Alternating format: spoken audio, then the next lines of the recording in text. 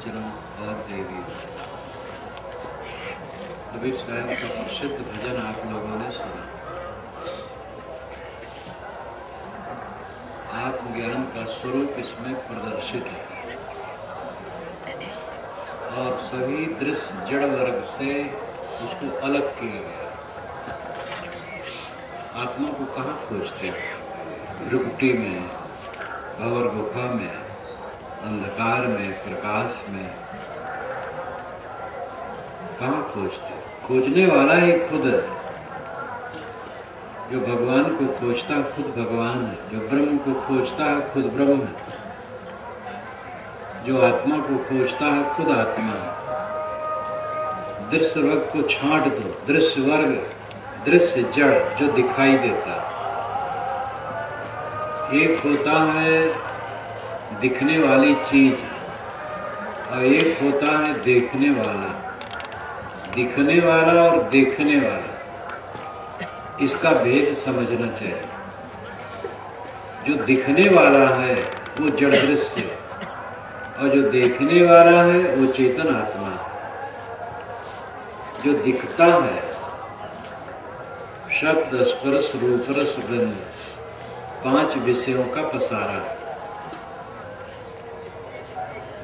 जो जड़कणों का जोड़ मकान दिखता है। प्राणियों के शरीर दिखते हैं। नदियां, समुद्र, झरने, पर्वत, चांद, सूरज, ये सब दिखते हैं। वनस्पतियां दिखती, मशीनें दिखती, किताबें दिखती, बहुत सारी चीजें दिखती। ये सब दृश्य जड़ कणों का जोड़ है। किनके कणों का जोड़ है? मिट्टी, पानी, आग, हवा के।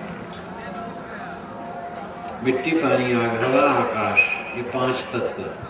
आकाश शून्य, उसमें कोई परमाणु नहीं, कोई क्रिया नहीं, उससे कुछ बनता नहीं, वो क्रियाहीन है। मिट्टी, पानी, आग, हवा में कण है, क्रियाशील है।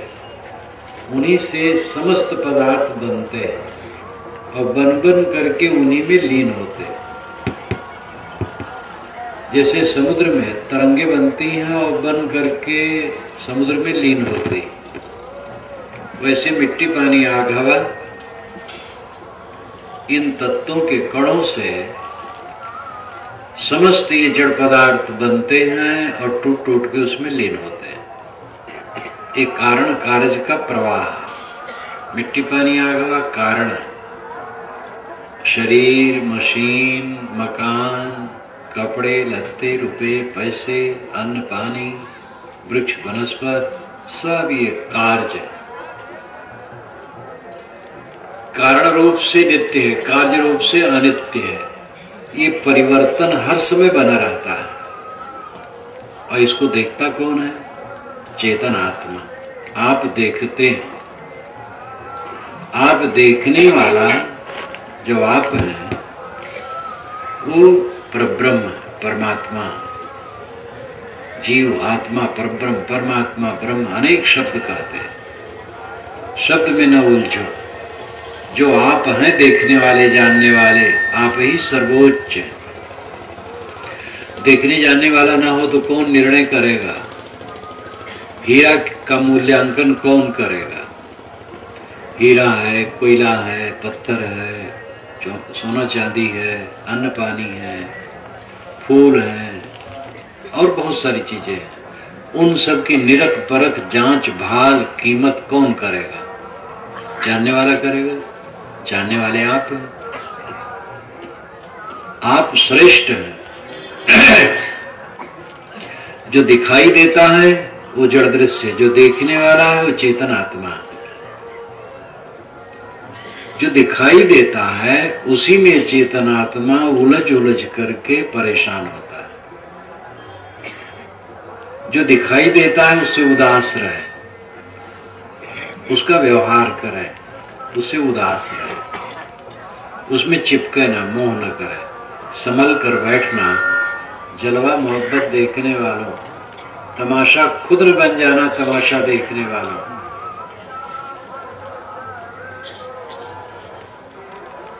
खाने वाला कहता है कि मोहब्बत के जलवा को देखने वाला तो स्वयं जलवा न बन जाना, तमाशा न बन जाना।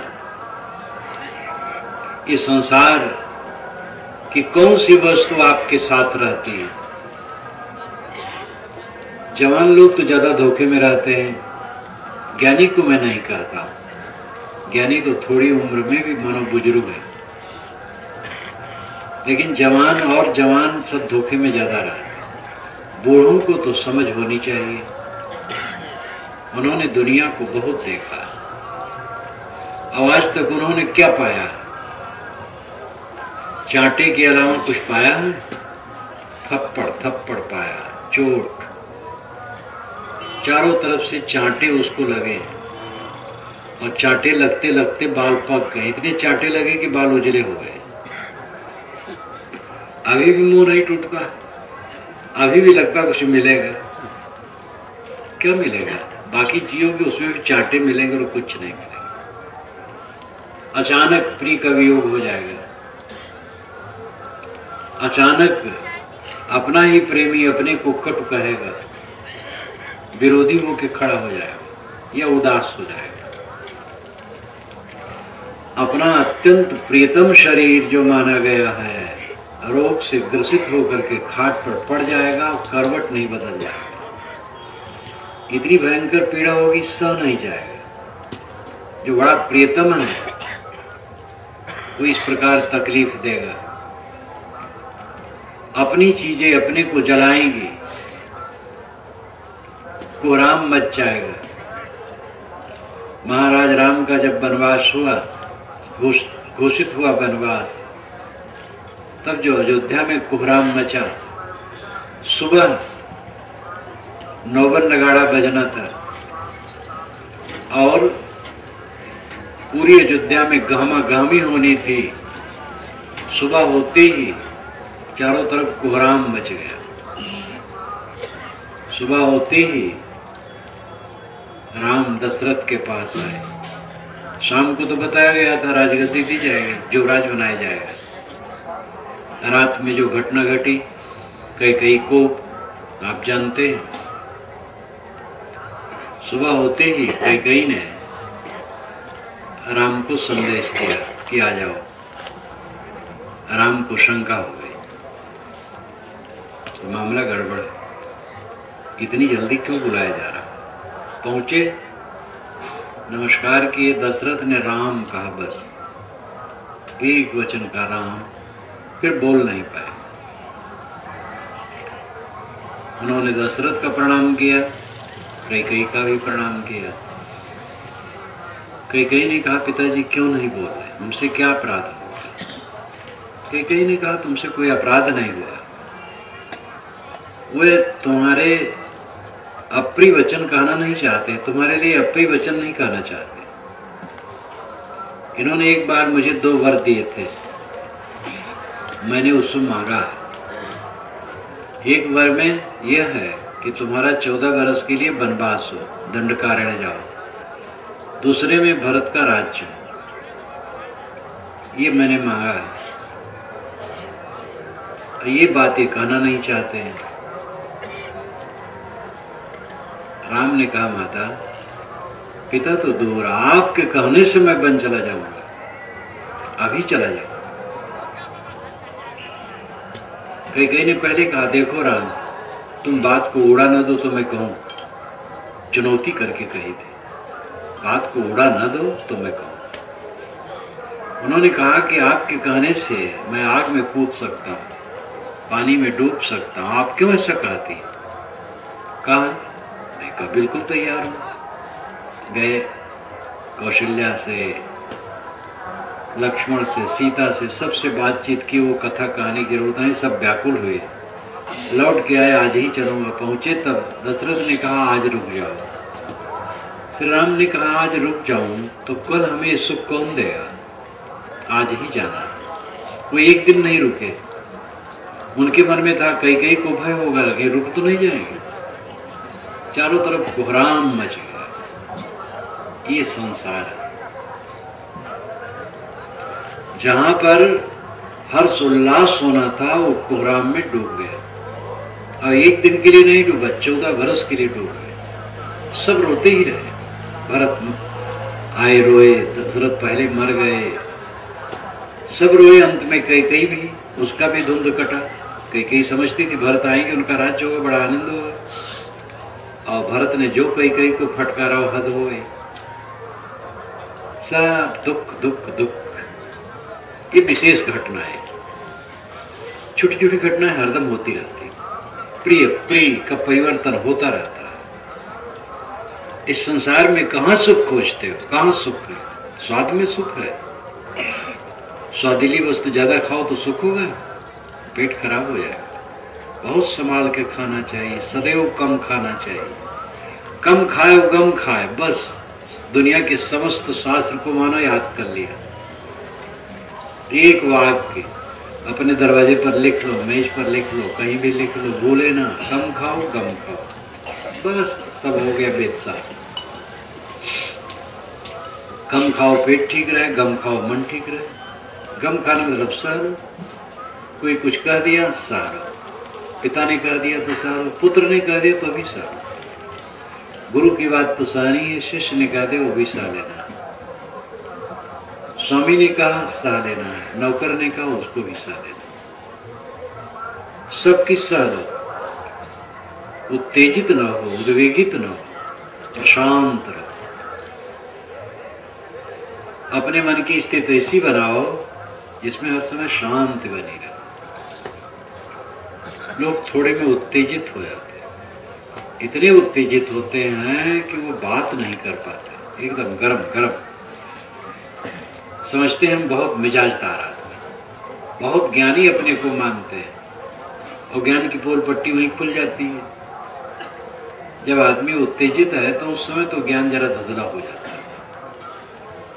ज्ञानी भी कभी उत्तेजित हो जाता है तो वो भी एक अवस्था है, बढ़िया अवस्था नहीं, वो नहीं होना चाहिए। उत्तेजना की पूर्ण समाप्त मोक्ष। ध्यान में अवस्था आती है, सबको ध्यान ही होना चाहिए। ध्यान करो, बैठो, मन को समेटो, एकाग्र हो जाओ। किसी शुभ आधार में अपने मन को ठहराओ बैठ करके। और इसके लिए जरूरी है कि भोजन हल्का करो और आग द्वेष न करो, विवाद न करो, लड़ाई झगड़ा न रखो, लाग डांट न रखो, चित्त को सरल रखो। भोजन हल्का और चित्त को सरल। सुबह का टाइम सबसे बढ़िया ध्यान का, और फिर जब बैठे तभी ध्यान का समय। ध्यान में स्थिर होकर बैठ जाओ। सिर, गला, कंधा, रीढ़ सीधी कर लो, आंखें बंद कर लो, और किसी शुभ आधार में मन को ठहराओ। किसी महापुरुष के चित्र में मन को ठहराओ। आंखें बंद करो तो बंद आंखों में अंधकार प्रकाश जो दिखाई दे उसे मन ठहराओ।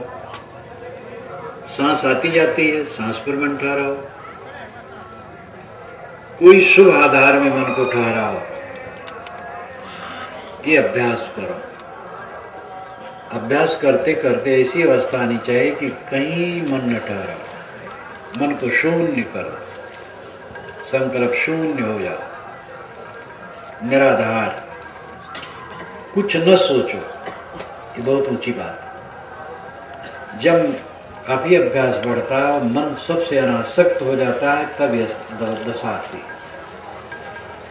रोज रोज अभ्यास करें, एक समय के अतिरिक्त अन्य समय भी करें। 1 बार 2 बार 3 बार जितना संभव करें, और धीरे धीरे मन अनासक्त हो जाए सबसे। जब ऐसा दृष्टि के सामने सब समय झूलता रहे कि सब कारण कार्य का प्रवाह, मिट्टी पानी आगवा के कणों का सब जोड़, जितनी देह हैं सब मिट्टी पानी आगवा के कणों की जोड़।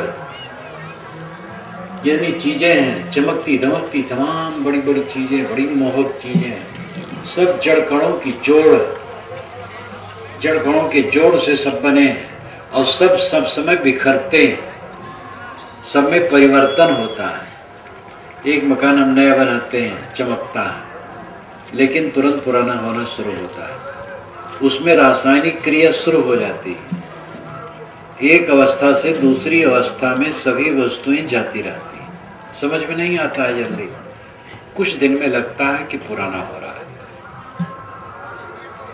अपने साथ में रहा हुआ एक सुंदर युवक बिल्कुल लगता है एकदम युवक है, लेकिन परिवर्तन होता जाता है, बूढ़ा होता जाता है। एक लागे पता नहीं लगता, कुछ दिन में लगता है कि फर्क हो गया। इसके चेहरे में जो माधुर्य था वो नहीं रहा, घट गया। कुछ दिन में तो बिल्कुल रूखा हो जाता है। सब समय बदलता, एक लागे नहीं बदलता, और बदलते बदलते क्षीण हो जाता, खत्म हो जाता है। जो इस बात को हरदम देखता है, समस्त निर्मित वस्तुएं निरंतर मिट रही, बिखर रही, तो इसमें अपने मन को कहां बांधे? ऐसा निरंतर विचार करते करते इसे तत्व विचार कहते, तत्व चिंतन कहते। राम राम कहो, कृष्ण कृष्ण कहो, गुरु गुरु कहो, सतनाम कहो, ओम ओम कहो, कुछ कहो, कुछ कहा करके कुछ जपो, वो बढ़िया है, बुरा नहीं, लेकिन तत्व चिंतन हुए बिना अनासक्ति नहीं होगी।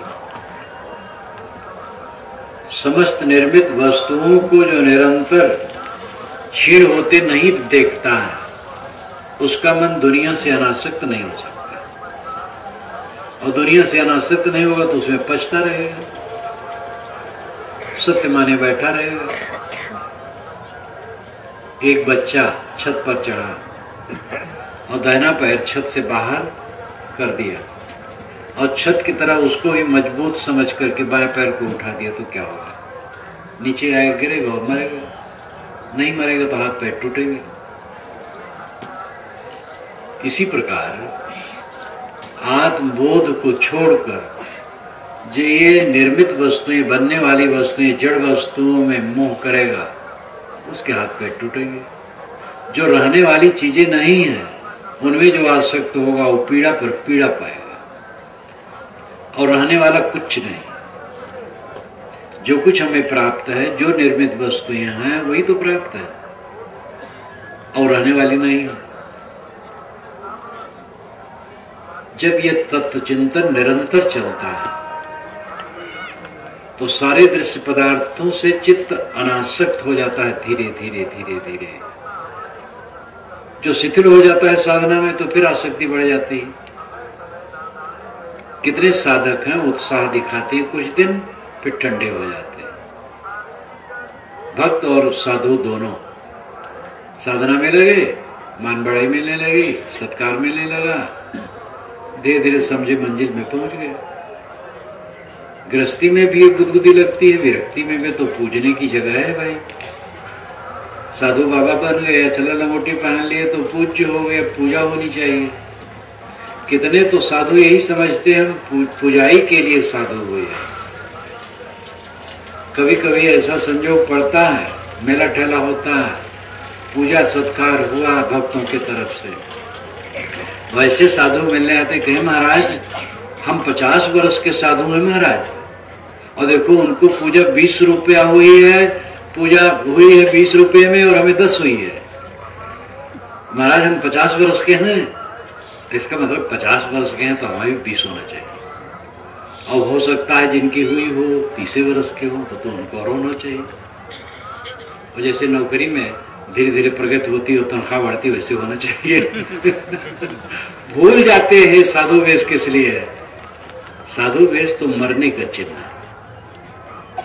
कपड़ा कुछ पहनना पड़ता है, इसलिए साधुओं को भी पहनना चाहिए, परंतु साधुओं का कपड़ा ये कफनी और आड़बंद है।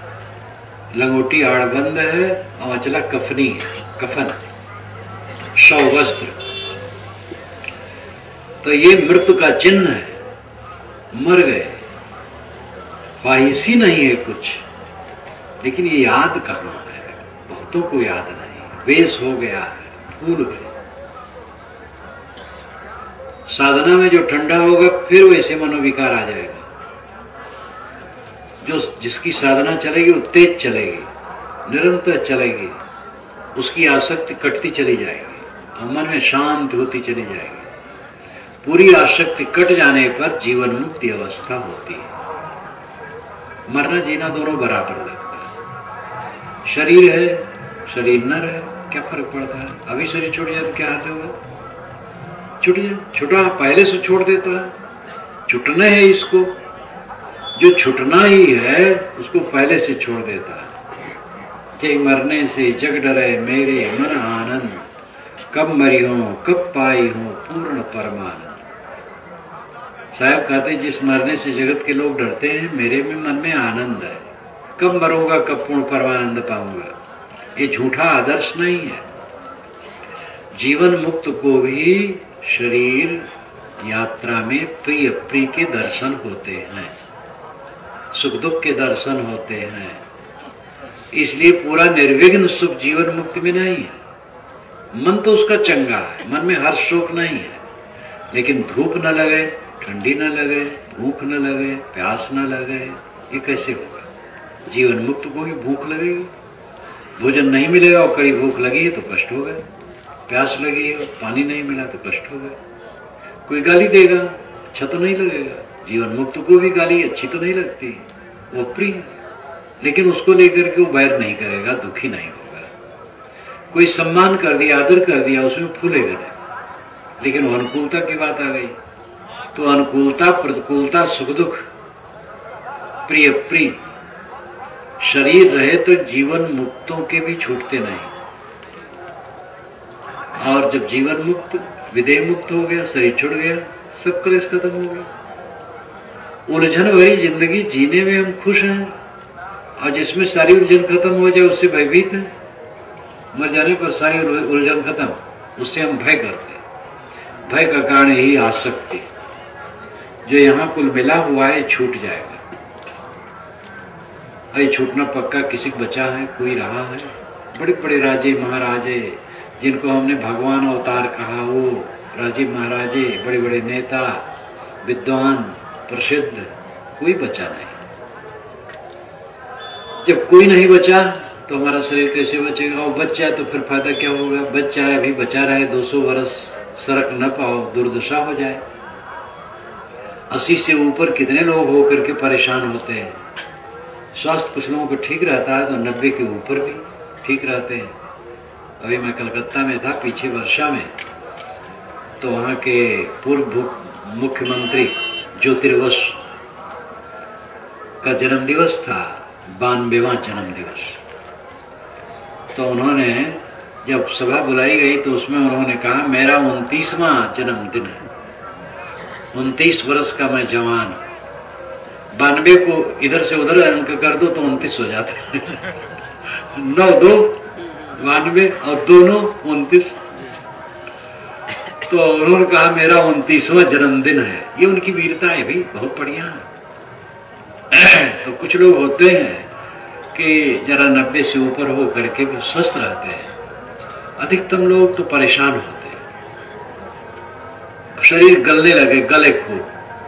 मान लो आप 200 वर्ष के हो गए, सरक नहीं पाते, उठ बैठ नहीं पाते, फायदा क्या? 200 वर्ष तो कोई नहीं होता है। 100 वर्ष के अंदर लोग मरते हैं, कुछ लोग 100 वर्ष से ऊपर जाते हैं। तो शरीर के रहने से कोई फायदा नहीं। शरीर से काम कर लिया, बस पतरी दी गई, उसमें भोजन कर लिया। अब भोजन जब कर लिया तो पतरी बांधने की क्या जरूरत है? लपेट के गोल में फेंको।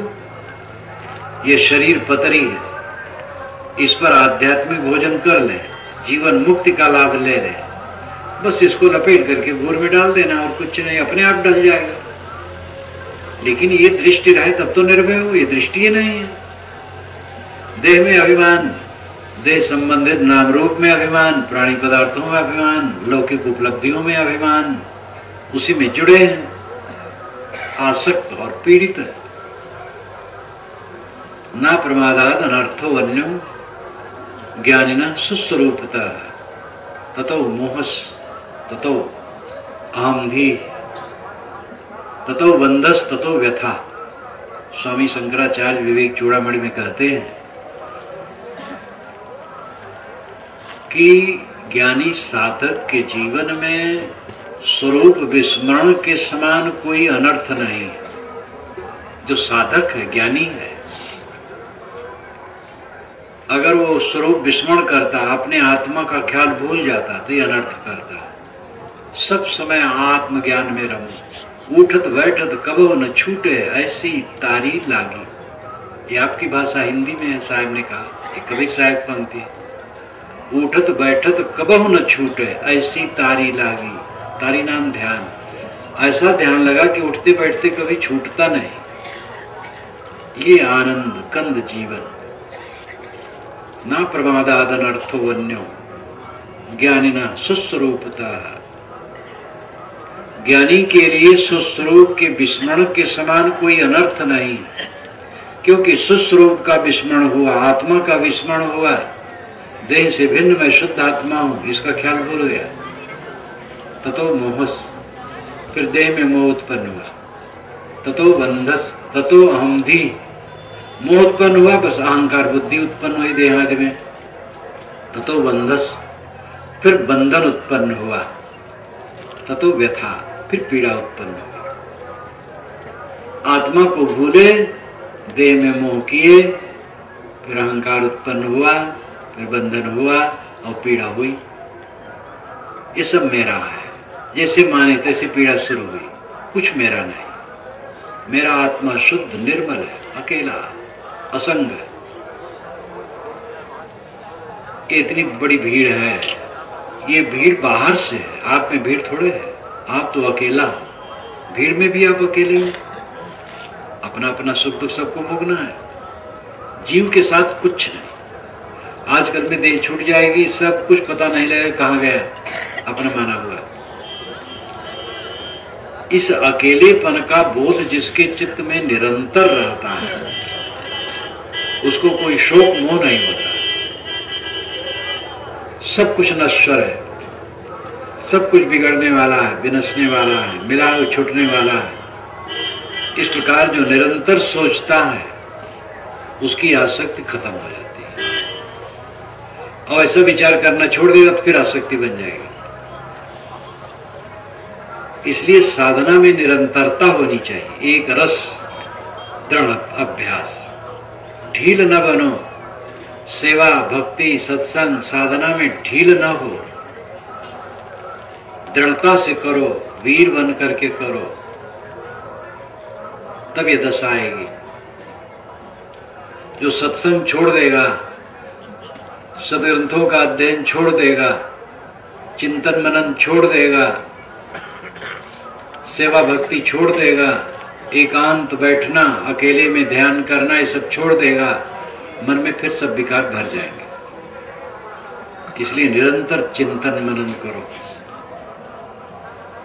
जब निरंतर चिंतन मनन होगा, सारा विकार कट जाएगा।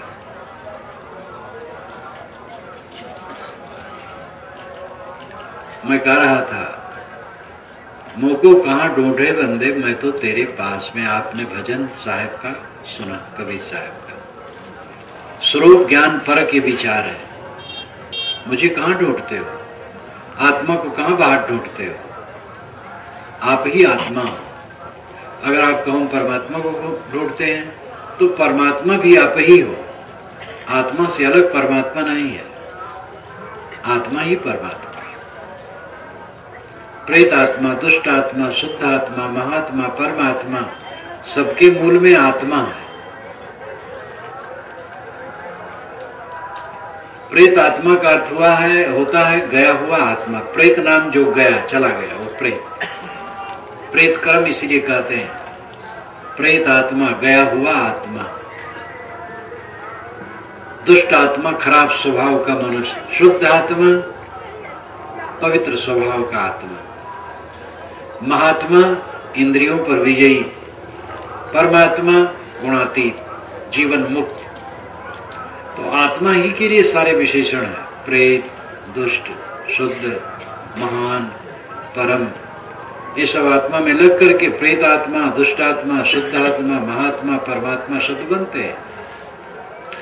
वही आदमी है, वही वो मनुष्य सादा रूप में, वही पिता है, वही पुत्र है, वही दामाद है, वही साला है, किसी साला है, किसी दामाद है। नाम परिवर्तन होता रहता है।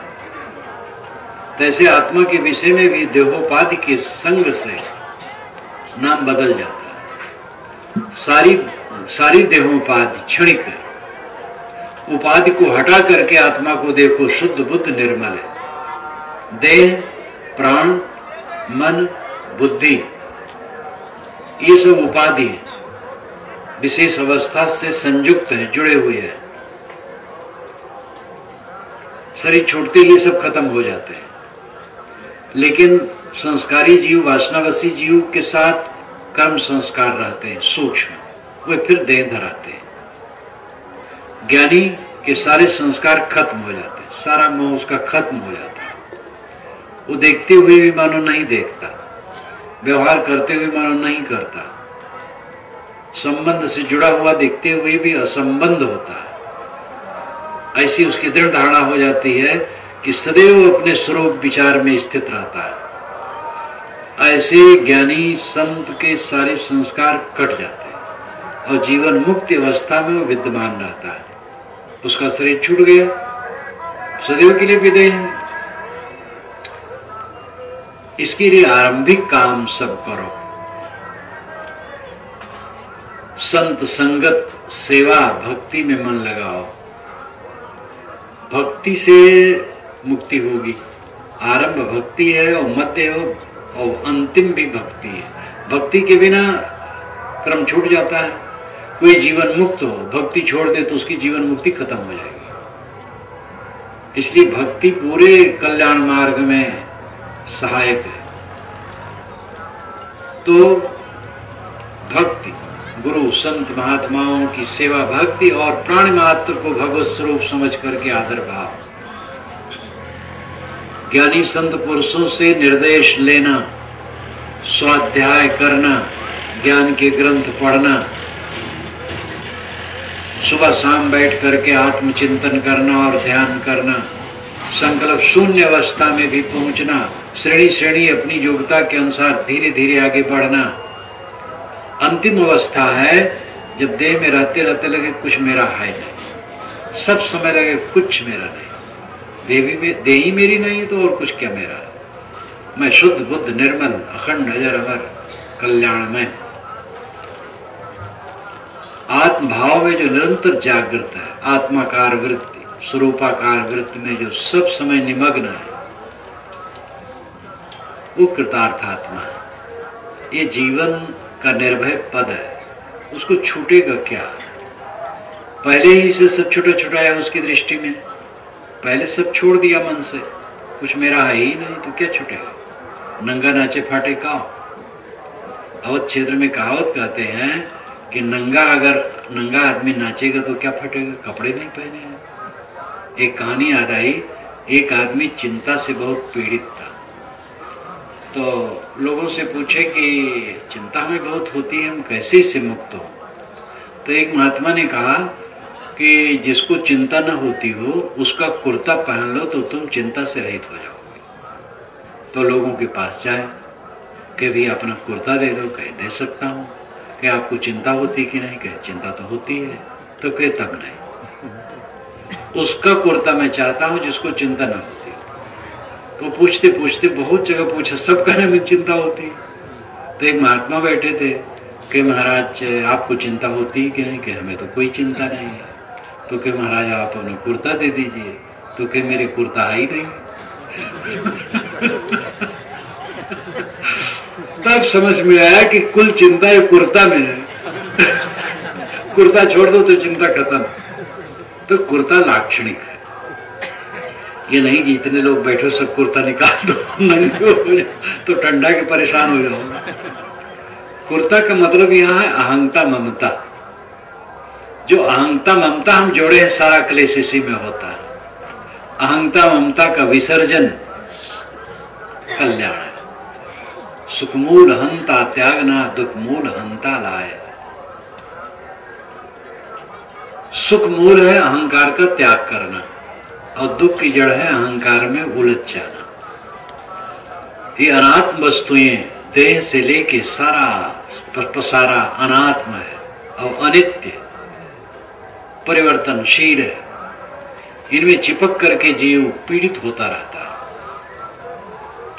जो सेवा भक्ति सत्संग साधना में लग जाता है और जोर से लग जाता है, उठत बैठत कबो न छूटे, ऐसी तारी लागी जिसकी हो गई।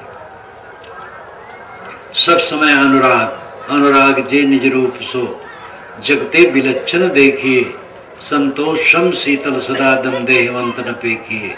निर्मल निरामय एक रस्ते हर शोक न व्यापई, त्रैलोक्य पावन सो सदा जाकी दशा ऐसी भई।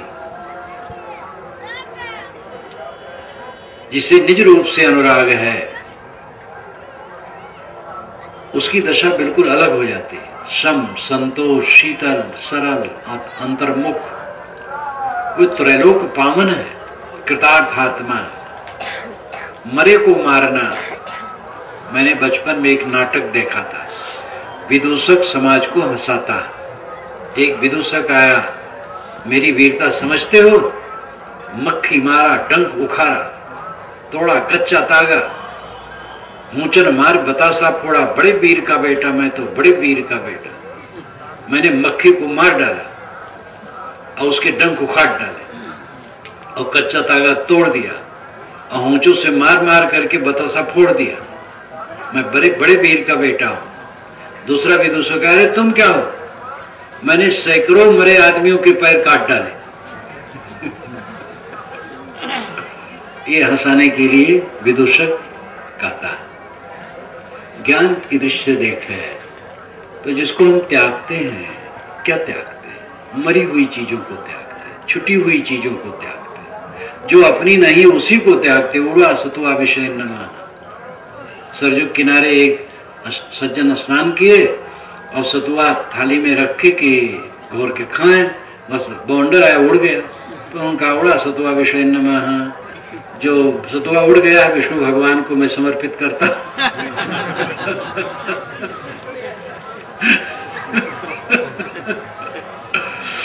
तो इस शरीर तो जाने वाला है, गया ही ये मानो, बीत गया है। इसको त्यागने में क्या नुकसान है? वो क्या कठिनाई है? ये टट्टी पेशाब की टोकरी, चाम का थैला, हड्डी की झोपड़ी, मिट्टी का पिंड, नष्ट रूप ही है। निरंतर विवेक जिसका जागता रहता है, इस दृष्टि से शरीर को देखता है। जो शरीर को इस दृष्टि से देखता है तो संसार में उसको कौन सा राग रहेगा? किसके लिए वो ये प्रपंच में कीचड़ में बहना चाहेगा? तो अपने दिव्य धाम में रहेगा। दिव्य धाम आत्मा, अपने आत्मा में निमग्न, जो शुद्ध बुद्ध निर्मल बसे आनंद अटारी, अपने आनंद अटारी पर बसेगा। इसलिए हम सबको चाहिए कि अपने स्वरूप का ज्ञान रखें। मुंह को कहां ढूंढे रे बंदे, मैं तो तेरे पास में। परमात्मा को कहां ढूंढते हो? आप खुद परमात्मा हो। ये शरीर संसार की कीचड़ में अपने को डाल करके ये छूटने वाली बिखरने वाली वस्तुओं में मोह कर कर के सब पीड़ित है। जो रहने वाली नई चीजें हैं, जो क्षण क्षण बिगड़ती हैं, अवंत में भारा करके सब छूट जाती हैं, उसमें मोह करने से तकलीफ के सिवा और क्या होगी? इसलिए जगह संतो जागत नींद न कीजिए। साहब कहते संतो जागते रहो, नींद न करो, अपने में जाग जाओ, अपने को पा जाओ, आत्म तृप्त और आत्म संतुष्ट हो जाओ। यही आध्यात्मिक जीवन का फल है।